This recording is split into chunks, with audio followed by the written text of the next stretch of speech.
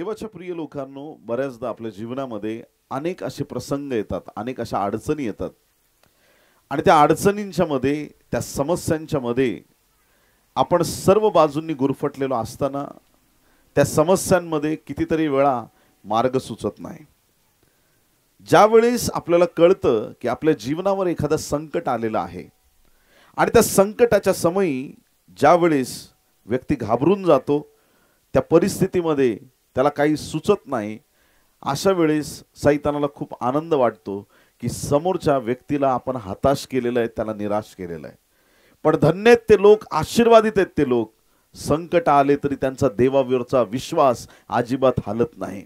ते परमेश्वरावरती विश्वास टाकतात आणि परमेश्वराला म्हणतात की मी या परिस्थितीवर विश्वास ठेवत नाही, मी माझ्या देवावरती विश्वास ठेवतो। हालेलुया। एखादा आजार पाहून देवाचे लोक घाबरत नाहीत, एखादा संकट पाहून देवाचे लोक घाबरत नाहीत, त्या परिस्थितीला ते स्वीकारत नाहीत। ते म्हणत नाहीत की ठीक आहे, झालं ते झालं, जे काय व्हायचं ते होऊ दे माझ्या जीवनात, असं ते म्हणत नाहीत।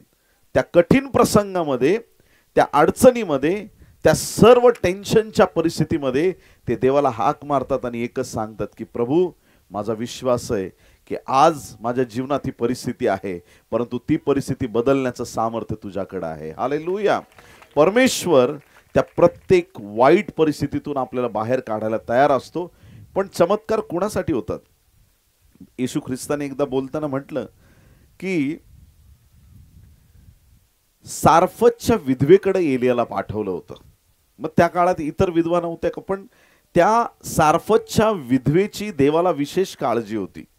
त्या काळात कितीतरी दुःखी लोक होते, कितीतरी त्रासातले लोक होते, परंतु देवाच्या दासाला एका विधवेच्या घरी पाठवलं यासाठी की त्या विधवेला उपासमार होऊन तिचा शेवट होऊ नये, तिच्या मुलाला आणि तिला वाचवण्यासाठी देवाचा दास तिथे जाऊन पोहोचला, त्यांच्यासाठी चमत्कार झाला आणि त्या पूर्ण दुष्काळात त्या परिवाराची परमेश्वराने काळजी घेतली।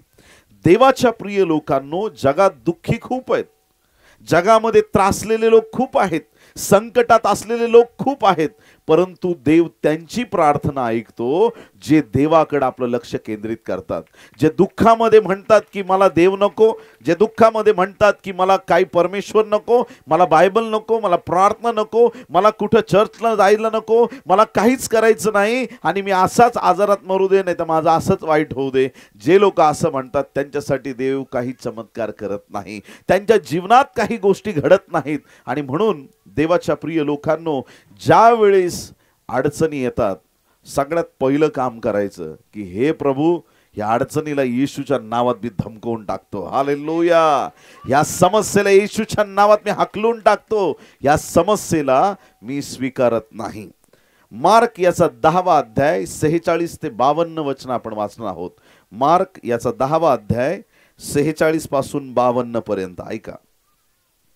नंतर ते यरीहोस आले, मग तो, त्याचे शिष्य व मोठा लोकसमुदाय यरीहो सोडून जात असता तिमयाचा मुलगा बार्तिमय हा आंधळा भिकारी वाटेवर बसला होता। आमेन।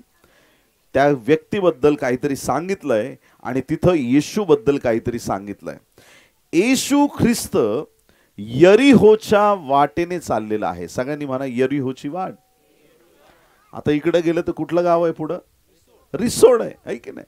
ही रिसोडची वाट आहे, पण ती वाट होती कुठल्या गावाची? आवाज खोल गेलाय तुमचा। यरीहो नावाचं गाव होतं आणि त्या वाटेवरून येशू ख्रिस्त चाललेला होता। आणि वाटेवरून जसा रिसोडच्या मार्गाने जसा माणूस पुढे रिसोडकडे जातो, तसा त्या वाटेने येशू ख्रिस्त, त्याचे शिष्य आणि मोठा लोकसमुदाय चाललेला आहे। सगळे येशूच्या मागे चाललेत आणि त्या वाटेने ते पुढे रिसोडकडे चाललेत। देवाच्या प्रिय लोकांनो, त्या यरीहोच्या वाटेवरती एक बाजूला एक आंधळा भिकारी बसलेला आहे। जन्मापासून आंधळा होता, जन्मापासून आंधळा। एक काळ असा होता की ज्यावेळेस ना अशा लेकरांसाठी काही शाळा नव्हत्या, कसल्या व्यवस्था नसायच्या। आई बापाला ज्यावेळेस असा अंध पंगू लेकरू झालं की त्यांना आता असं वाटायचं की आता आयुष्यभर हा काय करणार, हा कसा कमवणार, आई बाप तोपर्यंत चालेल, नंतर काय करणार, हा ह्याला कोण सांभाळेल। आणि मग अशा लेकरांवरती भीक मागण्याची स्थिती यायची, कोण त्यांच्याकडे बघणार? हा बर्तिमय अंध होता, तो काही कामकाज करू शकत नव्हता आणि त्याच्या जीवनावर अशी परिस्थिती आली होती की आता त्याच्याकडे एकच पर्याय, रस्त्यावर बसायचं, येणाऱ्या जाणाऱ्यांना भीक मागायची आणि आपला उदरनिर्वाह करायचा. त्या वाटेवरती तो बसलेला असताना, त्या रस्त्यावरती तो भीक मागत बसलेला असताना आजूबाजूला पण बाकीचे भिकारी असतील. कोणी पांगळा असेल, कोणी लंगडा असेल, कोणाचा अजून काय असेल, पण ते सगळे गरीब लोक, दरिद्री लोक रस्त्याच्या बाजूला भीक मागत बसलेले असतील. हा बर्तिमय नावाचा व्यक्ती जो अंध भिकारी आहे, त्याला कुठून तरी कळालं या रस्त्याने येशू जाणार आहे. आमेन. त्याला कळालं माझा येशू या रस्त्याने चाललाय. पास्टर नाही, पास्टरचा देव रस्त्याने जाणार आहे इथून. हालेलुया. या वाटेने येशू जाणार आहे. येशूला जायचंय पुढच्या गावाला, यरीहोला जायचंय. आणि येशू ख्रिस्त त्या वाटेने जात असताना तो बर्तिमय, त्याला कळालं या वाटेने येशू जाणार आहे, माझा निर्माण करता जाणार आहे. आजपर्यंत लोकांपुढे हात पसरले, पैसे द्यावो, जेवण द्यावो, खायला द्यावो. तो रडत होता रात्रंदिवस आणि त्या परिस्थितीमध्ये तो भीक मागत होता. आज त्या वाटेने देवांचा देव चाललेला आहे, प्रभूंचा प्रभू चाललेला आहे, राजांचा राजा चाललेला आहे, महान येशू देवाचा पुत्र त्या वाटेने चाललेला आहे. बर्तिमयने आता विचार केला की आज या बाकीच्या भिकाऱ्यांसारखं मी गप्प बसणार नाही. किती लोक आमेन म्हणतील? हे बाकीचे आहेत ना, त्यांना त्यांचा आजार तसाच राहू द्यायचा आहे.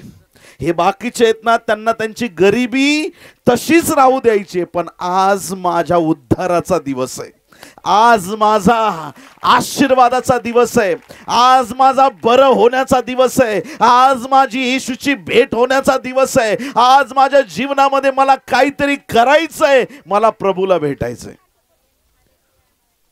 डोळे बंद आहेत पण तोंड तर चालू आहे. बोलो येशू मसीह की. जे आहे त्याचा वापर करा. किती लोक आमेन म्हणणार आहेत? हालेलुया. काय करू, मला डोळे नाही, काय करू, येशूला भेटलो असतो किती बरं झालं असतं. तसं नाही, जे आहे त्याचा वापर करा. देवाला रडके लोक आवडत नाहीत. काही लोकांना नुसतं कारण सांगायला आवडतात. का नाही आला मीटिंगला? काय नाही, पाहुणे आले ते घरी. अरे त्या पाहुण्यांना उचलून आणायचं इथं आणि बसवायचं. काही लोक काही पण सांगतात, बाता मारत राहतात. काय नाही ते म्हैस आजारी पडली, काय नाही ते शेतामध्ये असं झालं, काय नाही तसं झालं. अरे तू आला तर तुझी म्हैस पण बरी होईल. हालेलुया. तू येशूकडे ये, तर येशूकडे ये, प्रभूचा स्वीकार कर, प्रभू काम करेल तुझ्यासाठी. बाकीचे गरीब लोक तसेच बसून राहिले.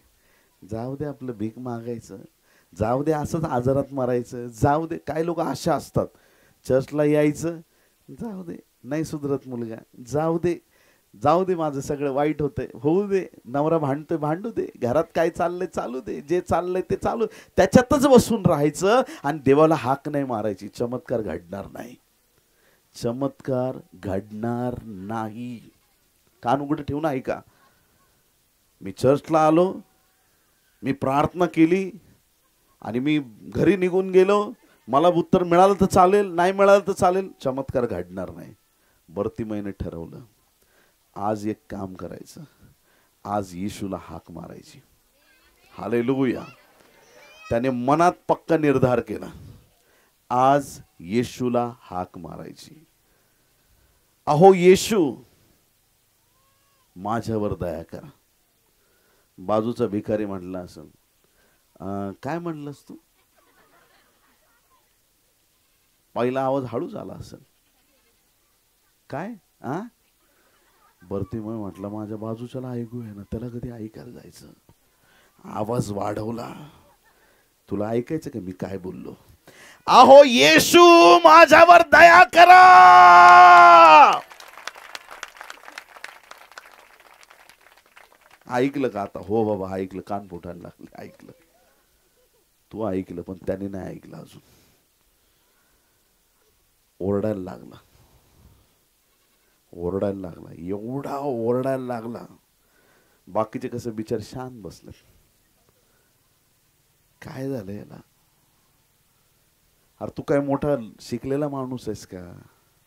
तू काय पैशावाला आहे का? तुझं काही जगात मोठं नाव आहे का? कशाला त्याला भेटायची अपेक्षा करतो? तो संदेष्ट आहे, देवाचा पुत्र आहे, तो सामर्थ्यवान आहे. तुला काय भेटायचं त्याला? ते काही असो, मला माहित नाही. आज मला येशूला भेटायचंय. बर्तिमयने ओरडायला सुरुवात केली. काय लोक चर्चला येतात माट्यासारखे, गप बसतात, गप येतात, गप जातात. हालेलुया. इकडं पाळ ओरडून ओरडून पार त्याचा घसा कोरडा, पण त्यांना फरक नाही. ते तोंडात हालेलुया, प्रेज द लॉर्ड. काय त्यांचा आवाजच निघत नाही बिलकुल. देवाच्या राज्यात आवेशी लोक पाहिजेत. कसे? गप बसणारे गपच राहतात आणि गप जातात तरी कुणाला कळत नाही कधी आला आणि कधी गेला. आवाज आमचा बुलंद झाला पाहिजे प्रभूसाठी. आमचा आवाज उंच गेला पाहिजे. माझा हा आवाज आहे ना, घरात वर जात नाही. लेकरांशी बोलताना, फॅमिलीत बोलताना माझा आवाज खाली असतो. पास्टर लोक भेटले, कुणी भेटले, माझा आवाज खाली असतो. पण फक्त येशू बद्दल बोलायला लागलं ना, फक्त येशूसाठी आवाज, बाकी कशासाठी नाही. हे थांब ना, तू ये ना, तू जा ना, हे काय करतो, बाकी कुठंच आवाज वर जाणार नाही. आमचा आवाज भांडण्यासाठी वर जायला नको. आमचा आवाज वाईट गोष्टीसाठी वर जायला नको. आम्ही देवाच्या भवनात आलो ना, त्याच्या स्तुती आराधनेत आमचा आवाज वर गेला पाहिजे. आमचा आवाज येशूसाठी उंच झाला पाहिजे. काय बर्तिमय ओरडायला लागला? आता कधी कधी चाय से ज्यादा किटली गरम म्हणतात तसं असतं. येशू राहिला बाजूला, शिष्य लोकांना त्रास व्हायला लागला. काही लोकांना तुमच्या प्रार्थनेने त्रास व्हायला सुरुवात होते. तुम्ही दारू प्या, समाज म्हणाल काय नाही त्याच्या पैशाची पितो, पिऊ द्या. तुम्ही प्रार्थना करा, लोक म्हणतील बंद करते, कशाला येशू येशू येशू लावलंच, बंद कर. तुम्ही वाईट कामं करा, एखाद्याची निंदा करा, बाई तिने असं केलं, तुला माहिती का त्या मुलीने असं केलं. बाजूवाली म्हणते सांग सांग अजून सांग. तिला म्हटलं ना, चल आपण दोघी येशूकडे प्रार्थना करू. नको बाई, मला नाही, ते प्रार्थना तुमच्याकडेच राहू द्या. लोक तुमचा द्वेष करतील प्रार्थनेसाठी. लोक तुमचा तिरस्कार करतील प्रार्थनेसाठी. मग तिरस्कार झाला तरी येशूला सोडायचं? कोणी तुम्हाला वाईट म्हटलं तरी येशूला सोडायचं? होणार आहे ते. येशूच्या बाजूचे सगळे हे शिष्य येशूच्या बाजूला चालतायत. त्याने ऐकलंय, खूपच ओरडतोय. हे जरा त्याला गप कर रे, गप कर, गप कर, त्याला शांत कर त्याला. शिष्य जातो, अरे गप बस ना बाबा, कशाला ओरडतोय तो? काय बोलला? गप बस, चला हट. नाही गप बसणार, गप. अजून ओरडणार, अजून ओरडणार. तो म्हटला असं, का ओरडणार? येड्या, तुला डोळे आहेत, मला नाही आहेत, मला पाहिजे, मी ओरडणार. हालेलुया. अरे जे नाव अब्रामाला माहित नव्हतं, जे नाव इसाकाला माहित नाही, जे नाव याकोबाला माहित नाही, जे जुन्या करारातल्या संदेष्टांना नाव माहित नाही, ते नाव येशूचं आम्हाला कळालंय. मग आम्ही का नाही ओरडणार? का त्याला आम्ही हाक नाही मारणार? इतका ओरडायला लागला. ना बाजूवाल्याचं ऐकतोय, ना शिष्यांचं ऐकतोय. शिष्य म्हणतात, अरे मी त्याचा राईट हँड आहे, मी सांगतो तुला गप बस, तू राईट आहेस लेफ्ट आहे मला काही घेणं देणं नाही, आज मी ओरडणार. इतका ओरडला, इतका ओरडला, इतका ओरडला, हे नासुरी येशू, दाविदाचे पुत्र, माझ्यावर दया करा, माझ्यावर दया करा, मला बरं करा नाही. ऐकताय का तुम्ही? दया शब्दात सगळं आलं. हालेलुया. माझ्यावर दया करा ह्या शब्दात सगळंच आलं. त्याच्या सगळ्या गरजा येशूला माहिती आहेत. बर्तिमयला वाटतं की येशूपर्यंत आवाज जात नाही, पण बर्तिमयने येशूला हाक मारावी ही प्रेरणा पण येशूनेच दिलेली आहे. तुम्हाला प्रार्थना करायची प्रेरणा देणारा पण येशू ख्रिस्तच आहे. तुम्हाला ओरड म्हणणारा पण येशू ख्रिस्तच आहे. जगाला समजू दे, तुला बरं करणारा देव तुझ्या पुढे उभा आहे. तुझा देव तुझ्याकडे आलेला आहे, तुझा प्रभू तुझ्याकडे आलेला आहे. अशी स्थिती आहे. आणि मग काय, बर्तिमय बिचारा रस्त्याच्या बाजूला बसलाय, ओरडतोय ओरडतोय ओरडतोय. येशू ख्रिस्त असा आला, वाटेने चाललाय, शिष्य ओरडतायत, थांब रे बाबा, बोलू नको. असं करता करता करता करता येशू ख्रिस्त त्या वाटेने पुढे निघून गेला. आता बर्तिमयला वाटलं आपली संधी गेली. आता काय करायचं, अजून ओरडायला लागलं. Hallelujah, praise the Lord. आमच्याकडं पद्धत थोडी वेगळी. थोडं जर काय वाटलं की आता काय होत नाही, लगेच प्रार्थना बंद. ह्या रविवारी मी चर्चला येणार नाही. काय करू आता, मी आलो ना, 2 आठवडे आलो, काही नाही झालं माझ्या जीवनात, आता प्रार्थना बंद. आता ह्या रविवारी मी काय येणार नाही, कारण माझं काम नाही झालं, मला उत्तर नाही मिळालं. मी प्रार्थनेला आलो होतो, सारखं 2 आठवडे आलो, कसलं काय, कसलं येशू, कसलं काय. मी घरीच थांबतो, मी येणार नाही प्रार्थनेला. तू घरीच थांब, तुझं कामही होणार नाही, तिकडेच रडत बस. पण जे म्हणतात, मी येशूकडे येणार आणि येशू माझी प्रार्थना ऐकणारच आहे. येशू मला उत्तर देणारच आहे. ज्याला खात्री आहे प्रभू माझ्या प्रार्थनेचं उत्तर देणारच आहे, त्या लोकांना प्रभू उत्तर देतो. जसा येशू पुढे गेला, या बर्तिमयने अजून ओरडायला सुरुवात केली. एक क्षण असा आला असेल ना तिथं, की सगळ्या गर्दीला कळालंय की एक व्यक्ती येशूला हाक मारतोय, मनापासून हाक मारतोय. त्याची हाक येशूच्या हृदयाला स्पर्श करणारी ठरली. येशू चाललाय चाललाय, चालता चालता थांबला येशू. येशू, सगळ्यांनी म्हणा येशू थांबला. आता तुम्हाला एक आतली गोष्ट सांगतो, कोणाला सांगायची नाही. सांगू? असं म्हणा, सांगा पास्टर सांगा. आग्रह खूप आहे यांचा, सांगून टाकतो, ऐका. येशूला कुणीच थांबवू शकत नाही. वादळ थांबवू शकलं का त्याला? येशू चाललाय, वादळ तिकडून गप, जागेवर वादळाला शांत केलं. क्रूसावरचे 3 खिळे येशूला थांबवू शकले नाहीत. कबरेवरची धोंड येशूला थांबवू शकली नाही. मरण येशूला थांबवू शकलं नाही. सैतान येशूला थांबवू शकला नाही. येशूला थांबवण्याची ताकद कशात नाही, फक्त तुमच्या प्रार्थनेत आहे, बस. हालेलुया. त्याची हाक अशी होती की प्रभू चालता चालता थांबला, मागे वळून म्हटलं, ए त्याला माझ्याकडे घेऊन या, त्या बर्तिमयला घेऊन या माझ्याकडे. आता बर्तिमय जसा उठला, त्याच्या अंगावर कपडे होते. ते कपडे विशेष कपडे होते. ते कपडे त्याने तिथं टाकले. ते तिथं लिहिलंय बायबलमध्ये.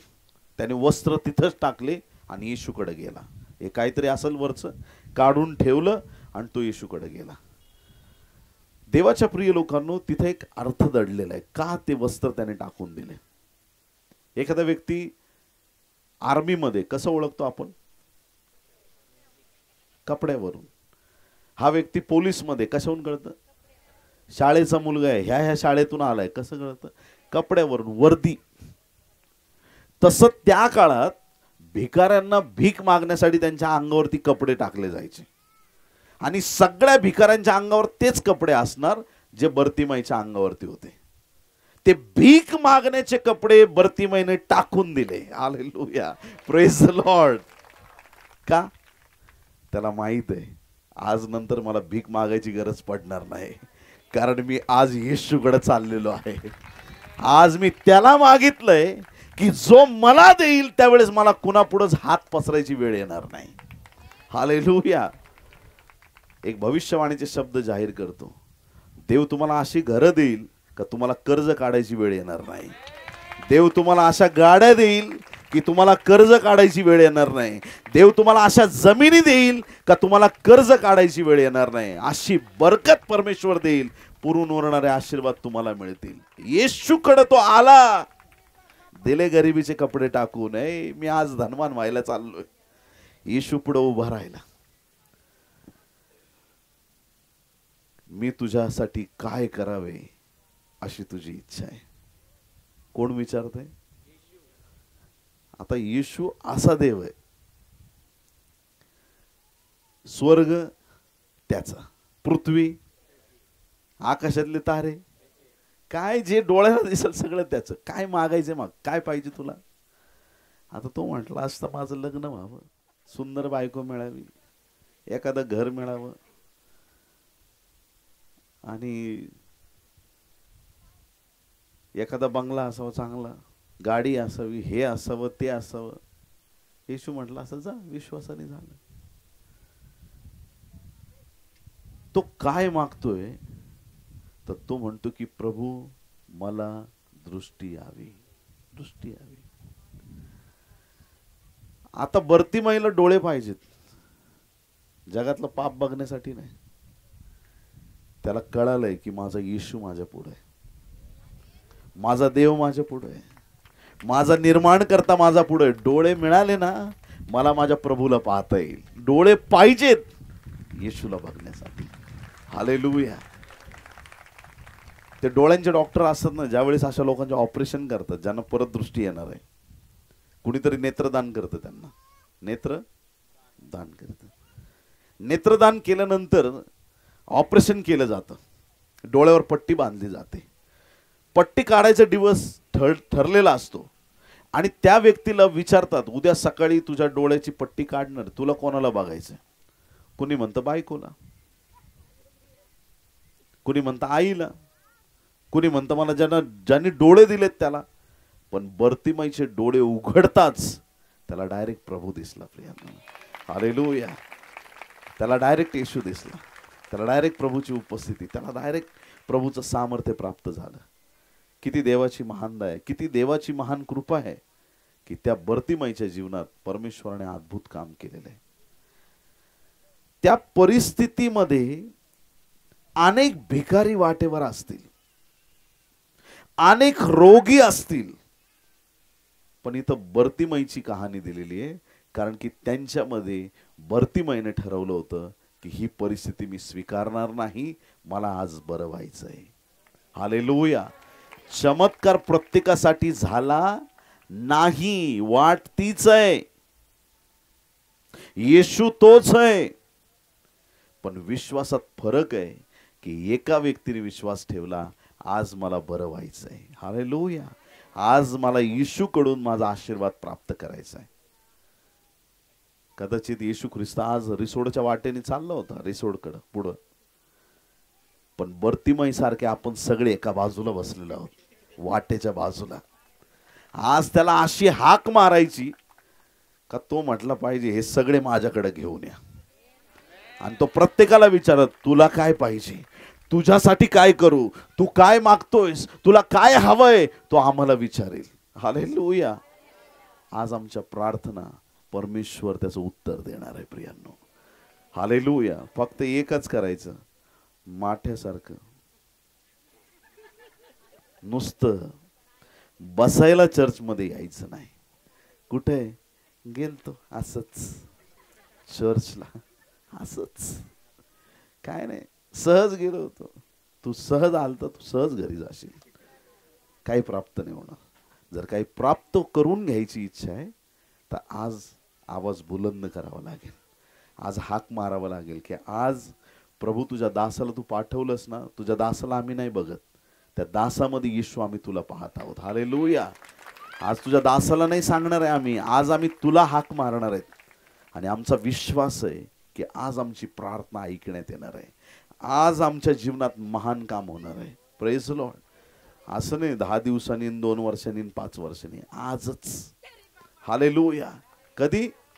आजच, आजच, आजच, आजच. Praise the Lord. आजच तुमचे सगळे मार्ग मोकळे झाले पाहिजे, ती हाक प्रभूला मारली पाहिजे. जी परिस्थिती आहे त्या परिस्थितीमध्ये तसेच राहू नका, त्या परिस्थितीमधून बाहेर या. एक दिवशी अशीच एक स्त्री आहे की ज्या स्त्रीबद्दल बायबलमध्ये सांगितलंय की तिला रक्तस्रावाचा आजार होता. किती वर्ष? मोठ्याने बोला. 12 वर्ष रक्तस्रावाने आजारी असलेली स्त्री होती. लूक 8 अध्याय 43 ते 48 वचन. लूक 8 43 ते 48.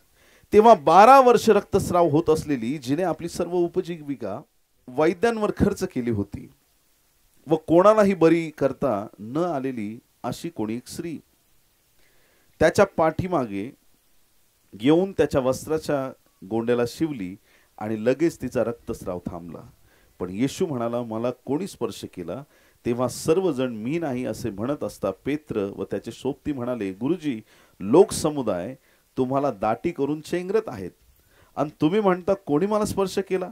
पण येशू म्हणाला, कोणीतरी मला स्पर्श केलाच, कारण माझ्यातून शक्ती निघाली हे मला समजले आहे. मग आपण गुप्त राहिलो नाही असे पाहून ती स्त्री कापत कापत पुढे आली व त्याच्या पाया पडून आपण कोणत्या कारणाकरिता त्याला शिवलो व कसे तात्काळ बरे झालो हे तिने सर्व लोकांच्या समक्ष निवेदन केले. तेव्हा तो तिला म्हणाला, मुली धीर धर, तुझ्या विश्वासाने तुला बरे केले आहे, शांतीने जा. आमेन. हालेलुया. रक्तस्रावी स्त्री 12 वर्ष आजाराचे. 12 वर्ष, थोडं तरी की नाही, 12 वर्ष ती आजारात होती. आणि बायबलमध्ये लिहिलंय की ती अनेक वैद्यांकडे, खूप डॉक्टरकडे गेली होती. तिच्याकडे होतं नव्हतं ते तिने खर्च केलं. बायबलमध्ये सांगितलं होतं नव्हतं म्हणजे काय? होतं म्हणजे जे तिचं आहे ते खर्च करून टाकलं. नव्हतं म्हणजे लोकांकडून घेऊनही खर्च केला असेल स्वतःच्या जीवासाठी. जे आहे नाही ते सगळं तिने खर्च केलं. पण बायबल सांगतं की तिचा आजार वाढतच गेला, फरकच पडला नाही. कितीतरी वेळा असं होतं, आमच्या प्रश्नाचं उत्तर जगात आम्हाला मिळतच नाही. अडचणी अशा असतात की त्या अडचणींमुळे आम्हाला एवढं गुरफटून जायला होतं की आम्हाला त्याच्यातून बाहेर पडायला मार्ग सापडत नाही. ह्या स्त्रीची स्थिती तीच झाली. घरदार सगळं गेलं असेल, तिचं कंगाल झाली असेल. आणि आता ज्यावेळेस काहीच नाही राहिलं, ती एखाद्या डॉक्टरकडे गेली असेल तर डॉक्टर म्हटलं असेल, पहिले फीचे पैसे घेऊन या, मग नंतर आपण पुढचं बोलू. आधी पैसे घेऊन या, नंतर बोलू. पण तिला कशानेच आरोग्य प्राप्त होत नव्हतं. तिच्याकडचं होतं नव्हतं ते संपलंय. मग आता कोणता देव आहे किंवा कोण व्यक्ती आहे की जो मला बिना पैशाचं बरं करणार आहे? हालेलुया. देवाच्या प्रिय लोकांनो, त्या स्त्रीला कळालं की आज येशू ख्रिस्त अशा अशा ठिकाणी आलेला आहे.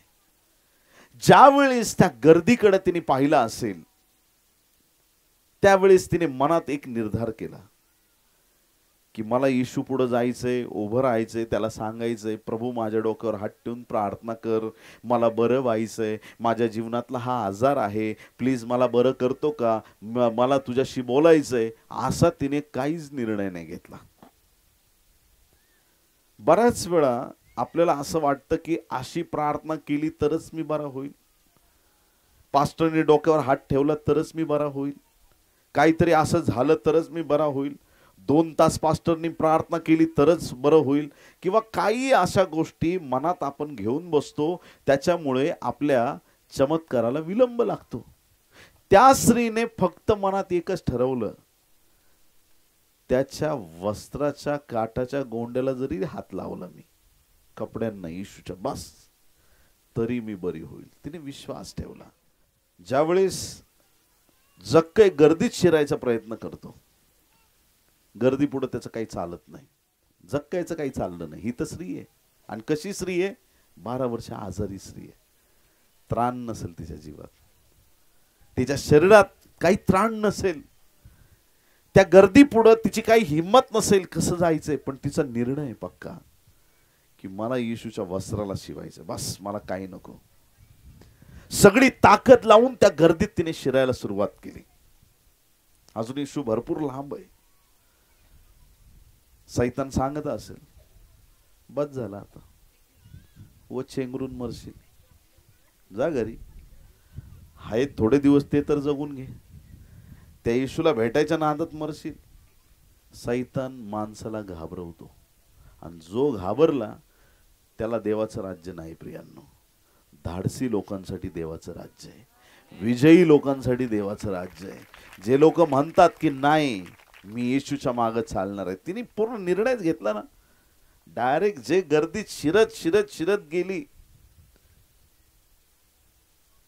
मन तिचं म्हणत असेल थोडंच राहिलंय, अजून किती पुढं आले मी, अजून आता थोडंच राहिलंय, अजून थोडंच जायचंय, अजून थोडंच पुढं जायचंय. असं करत करत करत करत गर्दीतून इकडं तिकडं माणसं सगळे लोक आहेत, कुठून तरी तिने असा हात पुढं केला आणि तिला दिसलं येशूच्या वस्त्राच्या काठाचा गोंडा, हा प्रभूचा वस्त्र आहे. तिने जसा हात लावला त्याच क्षणी ती बरी झाली. त्याच क्षणी ती बरी झाली. गर्दीत एवढे लोक होते, शिष्य म्हणतात सगळे लोक येशू तुला धक्के मारतायत, तू काय म्हणतो मला कोणी स्पर्श केला. येशूच्या आजूबाजूला खूप लोकांची गर्दी आहे, पण सगळे धक्के मारणार आहेत. विश्वासाचा स्पर्श करणारी एकच स्त्री त्या गर्दीत होती. हालेलुया. विश्वासाचा स्पर्श. बर्तिमाईच्या आजूबाजूचे लोक परिस्थितीत तसंच राहायचंय त्यांना. येशू जवळ आहे पण तरी त्यांना काही चमत्कार घडेना, त्यांच्या जीवनात काही घडेना. ही स्त्री त्या गर्दीमध्ये तिचा एकटीचा स्पर्श विश्वासाचा होता. बाकीचे सगळे असेच चाललेत. येशू चाललाय, आपण पण चला. नुसतं येशू आपल्या बरोबर आहे एवढं चालणार नाही प्रियांनो. ऐकताय तुम्ही?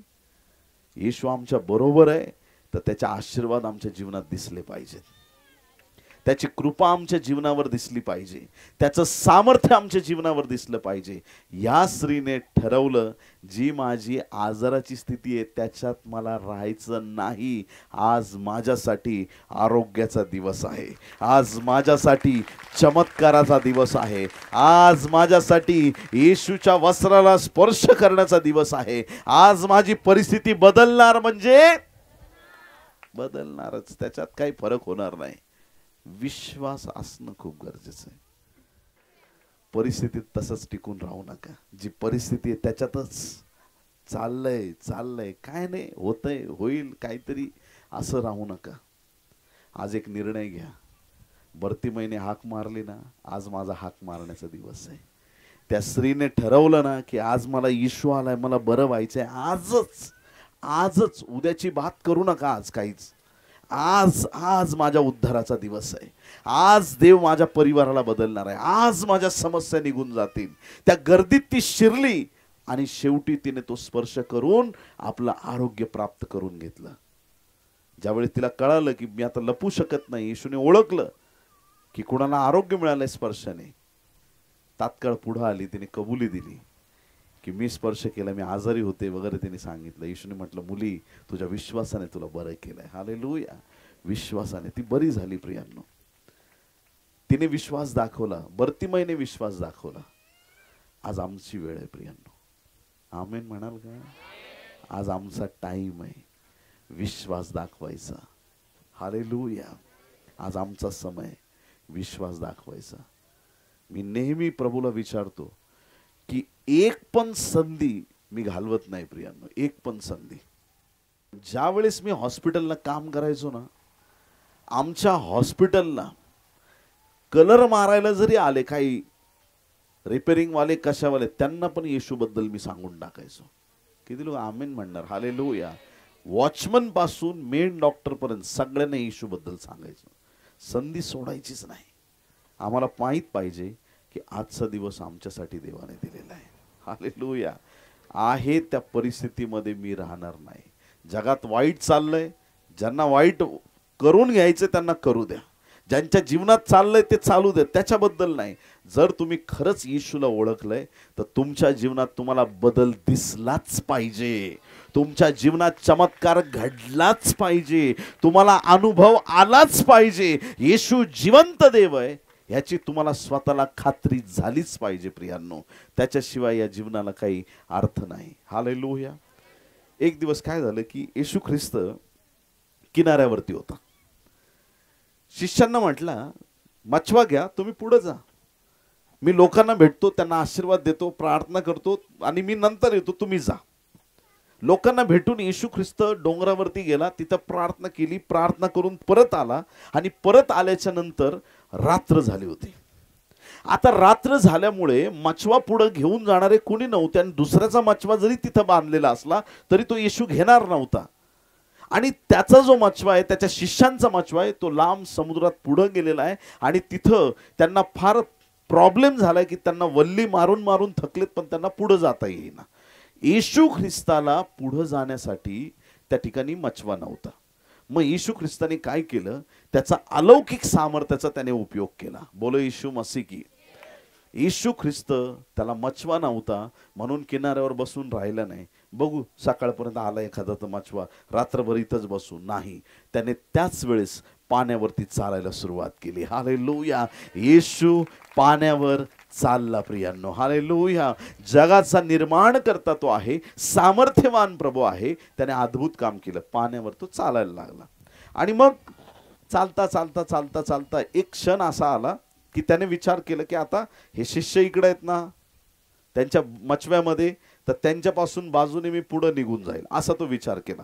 पण ज्यावेळेस येशू त्यांच्या जवळ येऊ लागला, बायबल सांगतं मत्ती 14वा अध्याय 25 ते 33 वचनामध्ये त्या ठिकाणी ही सगळी घटना दिलेली आहे. 26वा वचन मी आपल्यासाठी वाचतो. मत्ती 14:26. शिष्य त्याला समुद्रावरून चालताना पाहून घाबरून गेले व म्हणाले, भूत आहे. काय आहे? आणि ते भिवून ओरडले. 27 वचन. परंतु येशू त्यांना लगेच म्हणाला, धीर धरा, मी आहे, भिवू नका. आमेन. हालेलुया. येशूने म्हटलं भिवू नका, मी आहे, मी आहे. मी आहे शब्दात सामर्थ्य. जसं मी आहे शब्द त्यांनी ऐकला, शिष्यांची भीती गेली. येशू आहे कळालं ना, सगळी भीती संपली. जोपर्यंत माहित नव्हतं येशू आहे तोपर्यंत ते घाबरले, पण जेव्हा कळालं येशू आलेला आहे त्यावेळेस त्यांच्या मनातलं सगळं भय गेलं. कुणी म्हटलं असेल मनात, जगाची निर्मिती करताना जो आत्मा जलाशयावर तळपत होता, त्याच आत्म्याच्या सामर्थ्याने येशू पाण्यावर चालत आलेला आहे. हालेलुया. त्याच्याकडे ते सामर्थ्य निर्माण करताय. येशू येशू. सगळे शिष्य, हा आता आपल्याकडे येऊन बसेल तो, आता आता आपल्या मचव्यात येईल. येशू आला. पेत्र म्हटलं वा बाजूला. येशू, ए येशू, हा बोल, काय झालं? तूच आहेस का? हो हो मीच आहे, मीच आहे.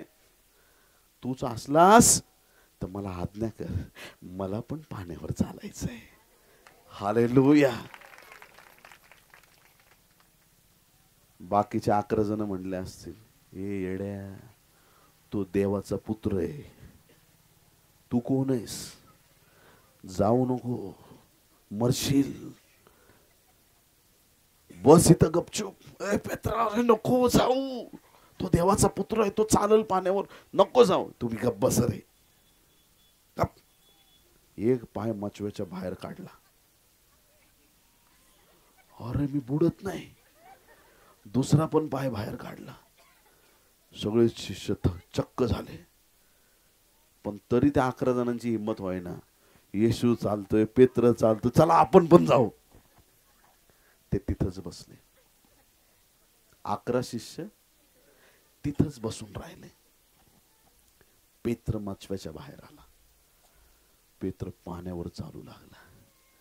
प्रभू मी आलो, प्रभू मी आलो, प्रभू मी आलो. येशू तुला धन्यवाद, येशू तुला धन्यवाद. सैतान तिकडून हळूच म्हणतोय, येशू पण आला, वादळ पण आलं. नाही, मी नाही घाबरत. येशू तुला धन्यवाद, येशू तुला धन्यवाद. सैतान सांगतोय, अरे वादळ आले, वादळ, वादळ, वादळ, इकडे बघ, वादळ, वादळ, कुठे आहे वादळ? ए प्रभू, वादळ आलं. मी बुडायला लागलो. पेत्र बुडायला लागला. पेत्र बुडायला लागला. आता पेत्र जसा पाण्यात खाली जायला लागला. बर्तिमय खूप वेळ ओरडत होता, पण पेत्राकडे जास्त ओरडायला टाइम नाहीये. तेवढा वेळ तो ओरडू शकत नाही, कारण की आता काही सेकंदात गटांगळ्या चालू होणार आहेत. टाइम नाही त्याच्याकडे. वाचवा प्रभूजी, वाचवा, वाचवा, बुडतोय, वाचवा. येशूने आपला हात पुढे केला आणि बुडणाऱ्या पेत्राला त्याने बाहेर काढलं. आणि पुढं असं काही लिहिलेलं नाहीये. मग येशूने त्याला कडेवर घेतलं. खांद्यावर घेतलं नाही. माझा विश्वास, माझी खात्री आहे की येशूने त्याला हात धरून परत त्याला मचव्यामध्ये नेलंय, पाण्यावर चालत. हालेलुया. जेव्हा तुम्ही विश्वासात स्थिर असता तो तुम्हाला चालू देतो, पण ज्या वेळेस तुमचा विश्वास कमजोर व्हायला लागतो तो स्वतः येतो, तुमचा हात धरतो आणि तो तुमचा बचाव करतो. प्रियांनो, हालेलुया. पेत्राने ठरवलं की आज मला पाण्यावर चालायचंय. किती लोक आमेन म्हणतील. 11 जण म्हणल्या आम्हाला चालायचं नाही. एकटा पेत्र म्हटला मला पाण्यावर चालायचं. जगाच्या इतिहासात पहिला व्यक्ती कोण असेल पाण्यावर चाललेला? येशू ख्रिस्त आहे. आणि दुसरा व्यक्ती कोण असेल तर तो पेत्र आहे. प्रियांनो, हालेलुया. 12 शिष्यांपैकी एकच शिष्य पाण्यावर चालला, त्याचं नाव पेत्र आहे. बाकीचे 11 शिष्य नाही चालले. असा निर्णय आमच्या जीवनात पाहिजे. दुसरे जे बोलतात त्याच्याप्रमाणे कधीच आपले निर्णय बदलू नका. बर्तिमाईच्या बरोबर जे भिकारी त्या स्थितीत राहिले, पुढे नाही आले. त्या गर्दीमधले सगळे लोक येशूला धक्के देणारे तसेच राहिले. विश्वासाने जिने स्पर्श केला तिला आरोग्य मिळालं. 11 शिष्य मचव्यात तसेच राहिले, पण पेत्र पाण्यावर चालला. हालेलुया. या तीनही उदाहरणातून एकच गोष्ट पक्की आहे प्रियांनो, जो विश्वास धरतो त्याच्या जीवनात महान काम होतं. जो विश्वास ठेवतो त्याच्या जीवनात परमेश्वर अद्भुत काम करतो. आज देवाच्या चरणाशी आपण आलेलो आहे. आज प्रभूकडे आपण आलेलो आहे. आज प्रभूला प्रार्थना करायची, प्रभूला विनंती करायची, प्रभूला याचना करायची की आज प्रभू माझा समय आहे की मी तुझा आशीर्वाद प्राप्त करावा. हालेलुया. हार मानायची